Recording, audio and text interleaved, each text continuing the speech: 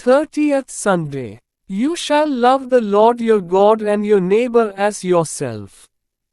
A reading from the Holy Gospel according to Saint Matthew.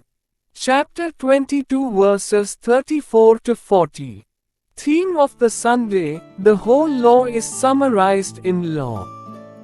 The Christian catechism is not difficult, it can all be learnt in one lesson. If we obey the commandment of love, we fulfill the whole law. The rest is just comment and explanation. This is the message we learn from the Gospel today. The first reading applies this commandment to our less fortunate brothers and sisters, strangers, orphans and widows. The second reading is linked to this theme. It gives the example of the early Christian communities who obeyed the law of love. Reflection. Which is the greatest commandment of the law? Jesus replied, "You shall love the Lord your God with all your soul and all your mind. You shall love your neighbor as yourself." This answer of Jesus is a summary of our Christian faith.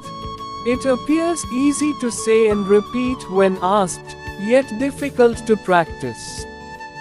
The word all simply means that when we love, it must be unconditional, unlimited and entire.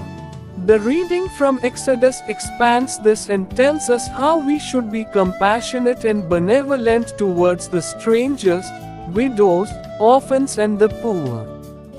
In today's world we find situations so contrary to this biblical teaching. Strangers are exploited economically and emotionally, poor and the weak are oppressed and condemned to live in misery and impoverishment.